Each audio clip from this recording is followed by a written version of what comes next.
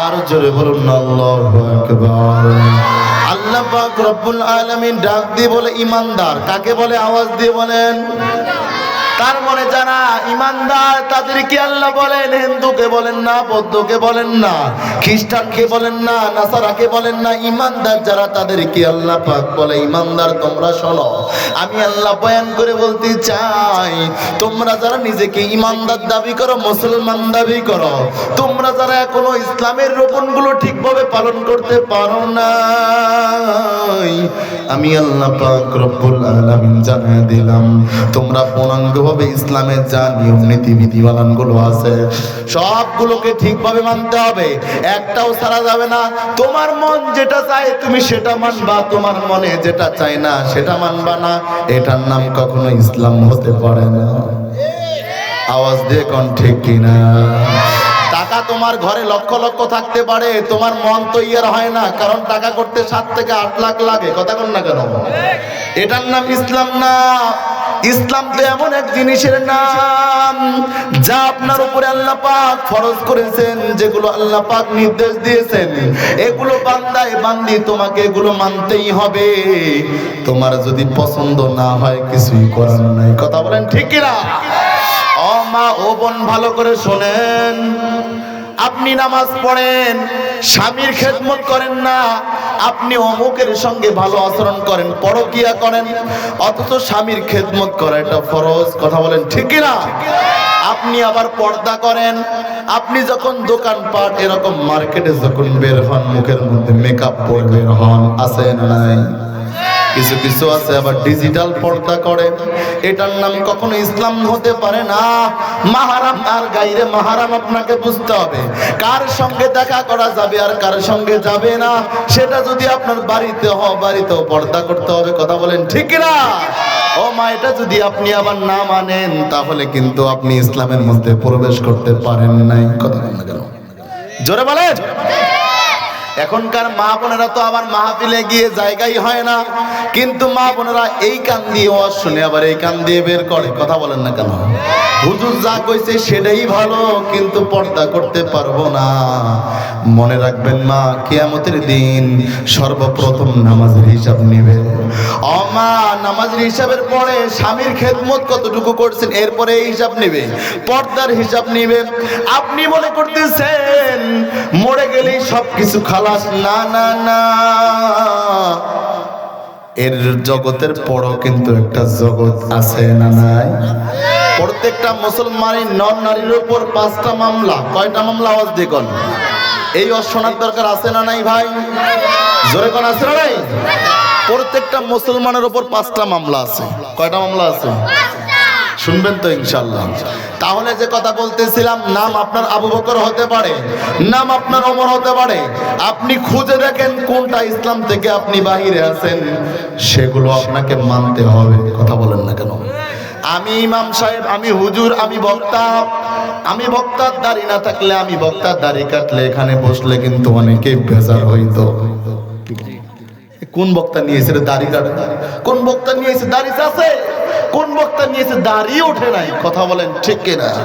তাহলে শুধু হুজুরকে, হুজুর শুধু ইসলাম মানবে, কোরআন মানবে, আপনি মানবেন না?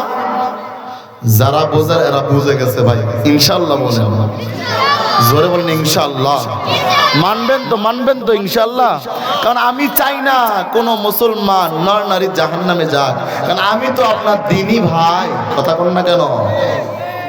আমরা সবাই মিলে এক জান্নাতে দেখতে চাই। আল্লাহ আপনাদের সবাইকে জান্নাতি মানুষ হিসেবে কবুল করুক। মুহাব্বতে আল্লাহুম্মা আমিন বলেন। সম্মানিত উপস্থিতি, তাহলে যে কথা বলতেছিলাম, ইসলামে পরিপূর্ণ প্রবেশ করতে হবে। আব্দুল্লাহ ইবনে সালাম রাদিয়াল্লাহু তাআলা আনহু অন্য ধর্মের লোক ছিলেন, ইসলাম কবুল করছেন। ইসলাম কবুল করার পরে উটের গোশত খাইতে চায় না, কারণ আগে তো সে এরকম উটের গোশত খায়নি, কিন্তু ইসলামের মধ্যে উটের গোশত খাইতেই হবে। যেটা হালাল সেটা হালাল। কথা বলেন ঠিক না? যেটা হারাম সেটা হারাম। গরুর গোশত মুসলমানের জন্য হালাল, কুকুরের গোশত হারাম। কথা কন না কেন? শুয়োরের গোশত হারাম, ছাগলের গোশত হালাল। কথা বলেন ঠিক কিনা? আব্দুল্লাহ ইবনে সালাম রাদিয়াল্লাহু তাআলা আনহু অন্য ধর্মের লোক ছিলেন, ওটার গোশত খাইতেন না। ইসলাম কবুল করার পর ওটার গোশত, যে ব্যক্তির জন্মের সূত্র থেকে একটা জিনিস খায় না তার সামনে নিয়ে যাওয়া কিন্তু অন্যরকম। কিন্তু ইসলাম তো কবুল করছে।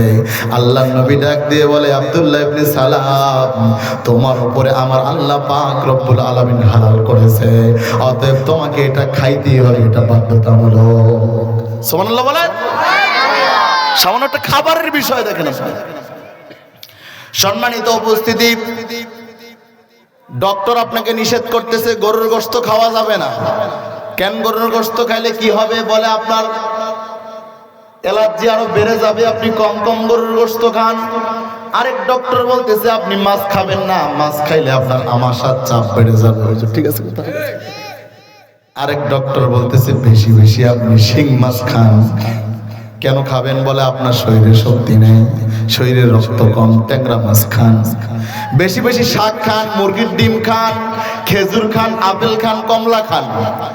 ডক্টর বলল তুমি এগুলো মানলা, আমার আল্লাহ বলতেছে 5 বার তোরে আমি মহাব্বতে ডাকি, হাইয়া আলাস সালাহ। কথা কন না কেন? হাইয়া আলাল ফালাহ। হাইয়া আলাস সালাহ শব্দের অর্থ কি? নামাজের জন্য আসো। হাইয়া আলাল ফালাহ মানে কল্যাণের জন্য আসো। আচ্ছা, নামাজ পড়বেন আপনি, কল্যাণ মনে হয় আমার আল্লাহর হবে। কথা কয় না? কল্যাণ কার হবে? আমার কল্যাণ হবে। আমি নামাজ পড়বো, আমার কল্যাণ হবে। কথা বলেন ঠিক কিনা? তাহলে তো আল্লাহ বলেন তুমি নামাজে আসো, কল্যাণ তোমার হবে। কারণ তুমি আমি বান্দা ছাড়াও আল্লাহর বান্দার অভাব নাই। কথা বলেন না কেন? তুমি আমি বান্দা, আল্লাহকে অস্বীকার করতে পারি, আল্লাহকে না ডাকতে পারি, কিন্তু আল্লাহকে ডাকার বান্দাবান্দির অভাব নাই। কিন্তু তোমার আমার বড় রবের অভাব, কারণ তোমার আমার রব তো একজন, তিনি হলেন আল্লাহ। মুহাব্বতে শাহাদাত আঙ্গুলি তুলে বলেন না কে? সবাই শাহাদাত আঙ্গুলি তোলেন, শাহাদাত আঙ্গুলি তোলেন, আর ডাক দিয়ে বলেন আমার আপনার রব কে? আমার আপনার রব আল্লাহ। আর আমি আপনি বান্দা ছাড়া আল্লাহর বান্দার অভাব নাই। অতএব নামাজ পড়লে আল্লাহর কল্যাণ নয়, আল্লাহর লাভ নয়। নামাজ পড়লে আমার নিজের লাভ। কথা বলেন ঠিক কিনা? আল্লাহ রাসূল সাল্লাল্লাহু আলাইহি ওয়াসাল্লাম বলেন, তোমরা বেশি বেশি আমি রাসূলের উপর দরুদ পড়ো। নবীজি বললেন তাহলে লাভ মনে হয় নবীর। কথা কয় না? কার লাভ? দরুদ পড়লে আমার লাভ, নেক আমল করলে আমার লাভ। কারণ আল্লাহ পাক রব্বুল আলামিন কোরআনুল কারীমের মধ্যে বলেন, ইন্নাল্লাযীনা আমানু ওয়া আমিলুস সালিহাত। আল্লাহু আকবার কোন? ইন্নাল্লাযীনা আমানু, নিশ্চয় ঈমান। নিশ্চয় কি বলেন? ঈমান। এক নম্বরে বলেন কি? ঈমান। ঈমান একটা দামি সম্পদ, যা কোটি কোটি টাকা দিয়েও পাওয়া যায় না। আপনার আজকে কিছু হারায় গেলে টাকা পয়সা বা কিছু হারায় গেলে টাকা পাওয়া যায়, কিন্তু ঈমান কিন্তু পাওয়া যায় না। কথা বলেন ঠিক কিনা? আর সবার ভাগ্যে ঈমান নামের এই দৌলতটা জোটে না। আজকে ভারতের নরেন্দ্র মোদী যদি বাংলাদেশে 1000 মসজিদ করে যে জান্নাতি হয়ে যাবে, যদি ঈমান কবুল না করে হুজুর হবে? সম্ভবই না। কারণ ঈমান বড় দামি জিনিস। কোন মানুষের যদি অনুপরিমাণে ঈমান থাকে, আওয়াজ দিয়ে বলেন কি পরিমাণে ঈমান? অনুপরিমাণে ঈমান কি? একটা সরিষাকে আপনি 70 ভাগ করেন, এই একটার বলা হয় অনু। এই পরিমাণে ঈমান যদি কারো ভিতরে থাকে, সে একদিন নাইতে একদিন আল্লাহ জান্নাতে যাবে। মুহাব্বতে বলুন সুবহানাল্লাহ। তাহলে ঈমানের কত দাম দেখছেন? যদি কারো ভিতরে ঈমান থাকে, মনে রাখ, আমার দিকে তাকান, কারো ভিতরে যদি ঈমান থাকে, তার যদি টাকা পয়সা না থাকে, তার যদি ঘর বাড়ি না থাকে, তার যদি বাড়ি ঘর না থাকে, তার যদি গাড়ি না থাকে, তার যদি গোষ্ঠীর সংখ্যা কম থাকে, তার শরীরে যদি রক্ত কম থাকে, দেখতে যদি কালো হয়, এই মানুষটার দাম আমার আল্লাহর কাছে অনেক বেশি। কথা বলেন ঠিক কিনা? এর বাস্তব প্রমাণ হযরতে বেলাল। বেলালের চেহারা কালো, কিন্তু বেলালের ঈমান আছিল। কথা বলেন ঠিক কিনা?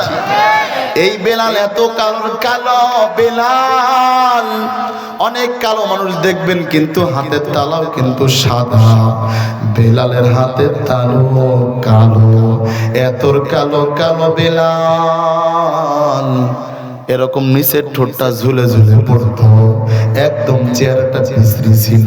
কথা বলেন ঠিকই না? বেলাল ওই আফ্রিকার বেলাল আমার নবীর হাতের সঙ্গে হাত লাগায় কালেমা পড়ে মুসলমান হয়ে যায়। সুবহানাল্লাহ বলেন। শুধু তাই নয়, বেলালের দাম কত জানো? আল্লাহ নবীর সঙ্গে এরকম ভাবে বেঈমানেরা আসছেন কথোপকথন করার জন্য, মিটিং করার জন্য, পরামর্শ করার জন্য। আল্লাহ নবীকে কাফের ডাক দিয়ে বলে, ও গো নবীজি, আপনার সঙ্গে মাশওয়ারা করব, পরামর্শ করব, কিন্তু এই যে কালো মানুষটা, এই বেলাল, এই গোলামটা এই জায়গায় কেন? এটা থাকলে আমাদের এরকম ভাবে প্র্যাকটিসের মধ্যে লাগে, আত্মসম্মানের মধ্যে লাগে। ও গো নবীজি, তাকে যদি এখান থেকে বিদায় করেন তাহলে আপনার সঙ্গে মিটিং আর পরামর্শ করব। আল্লাহ নবী চিন্তা করলেন, আহারে, দুই একটা রাঘব গোয়ালকে ধরে যদি ইসলামের পথে আনা যায়, কালেমা পড়ে যদি মুসলমান বানানো যায়, তাহলে তো ইসলামের লাভ। আল্লাহ নবী এরকম ভাবে বেলালকে বলে, তুমি এখান থেকে যাও, মিটিং পরামর্শ করবেন। আমার আল্লাহর কাছে পছন্দ হয়ে গেল। ও জিবরিল আমিন, যাও যাও, আমার নবীকে গিয়ে জানায় দাও তাদের কত পরামর্শ আছে, কত মিটিং আছে, কত কি বলার আছে। বেলাল থাকা অবস্থায় যেন বলে, কারণ বেলাল না থাকলে এটা মিটিং হতে পারে না, কারণ বেলালের পায়ের ধুলি সমতুল্য তারা না। কথা বলেন সুবহানাল্লাহ বলেন। আমার আজকে খারাপ লাগে ভাই, শেষ করে দিব, চলবে আর 20 মিনিট। আলহামদুলিল্লাহ, আল্লাহ আপনাদেরকে জান্নাতি মানুষ হিসেবে কবুল করুক। জোরে বলে আল্লাহুম্মা আমিন। সম্মানিত উপস্থিতি, ঈমানের কত দাম! বেলাল রাদিয়াল্লাহু তাআলা উমাইয়ের বাড়িতে কাজ করে বেলাল। বেলালরে দিনে দিনে কষ্ট দেয়, কষ্ট দেয়, কষ্ট দেয় উমাইয়া ডাক দিয়ে বলে, কালেমা ছেড়ে দাও, তোমাকে মুক্ত করে দিব। উমাইয়া ডাক দিয়ে বলে, না, আমি কালেমা ছাড়তে পারবো না। জবান দিয়ে আহাদ আহাদ আহাদ বের হয়। উমাইয়া ডাক দিয়ে কয়, এ মনে হয় আমার নামই জপতেছে। উমাইয়া ডাক দিয়ে বলে, বেলাল, তুমি মনে হয় আমার নাম বলতেছ, কিন্তু আমার নাম বলতে গিয়ে তো ভুল করে ফেলতেছ। এবার বেলাল ডাক দিয়ে কয়, তুই মনে হয় কোথাও ভুল করতেছ, আমি কখনো তোর নাম জপি না। তোর মালিক যে আমারও মালিক, সে তোর রব যে আমারও রব, সে তিনি আর কেউ নয়, তিনি আমার আপনার আল্লাহ। বলে, আমি তার নাম জপি। এবার উমাইয়া ডাক দিয়ে বলে, তার নাম বলা বন্ধ করে দে। তুই যদি আমার নাম বলো, আমি তোরে বাড়ি দিব, গাড়ি দিব, টাকা দিব, সুন্দরী নারী দিব, তোর যা প্রয়োজন সব দিব। আমার নাম বল, আমার নাম বল। বেলাল ডাক দিয়ে কয়, এই দেহে যতক্ষণ প্রাণ আছে তোর নাম বলতে রাজি না। আমি আমার আল্লাহর প্রেমে পাগল পাড়া হয়ে গেছি, আমার জীবন থাকা অবস্থায় আমি আমার রবের নাম বলেই যাব। এবার উমাইয়া বেলালকে কষ্ট দেওয়ার জন্য উটের পায়ের মধ্যে এরকম ভাবে রশি লাগায়া বেলালের পা অথবা হাত অথবা গলার মধ্যে রশি লাগায়া উদ্যত গরম পানির মধ্যে নিয়ে যায়। উটটা সামনে সামনে হেঁটে হেঁটে যায়, বেলাল পিছনে পিছনে শেষরে শেষরে যায়। আর শরীর থেকে রক্তগুলো ঝরঝর করে জমিনে পড়ে, চামড়াগুলো উঠে যায়, রক্ত বের হয়। উমাইয়া দূর থেকে বলে, বেলাল, কালেমা ছেড়ে দাও, কালেমা ছেড়ে দিলে তোমার কষ্ট হবে না। বেলাল তবুও বলে, আহাদ, আমি সমস্ত কষ্ট সহ্য করতে রাজি, তবুও আমার ঈমান আমার রাসূলকে ছাড়তে রাজি নাই। সুবহানাল্লাহ। আজকে তো আমরা 2 আর 4 5 টাকাতে আমাদের ঈমানগুলোকে বিক্রি করে দিই। কথা বলেন ঠিক কিনা? একটা ছাগলের বাচ্চার 2500 3000 4000 টাকা দাম, কিন্তু একটা মানুষের 10 টাকা দাম। একটা চা, একটা পান, ঈমান বিক্রি করে দেয়। আছে না নেই ভাই? জোরে বলেন আছে না নেই? আজকের আলোচনা থেকে শিক্ষা নেন। বেলালের ইতিহাস দেখেন, বেলালের ঈমান দেখেন, ইসলাম দেখেন। ইসলাম তো একেই বলে, ইসলাম যদি বলে তাকে পিটায় শহীদ করে দেয়, তাই করতে হবে।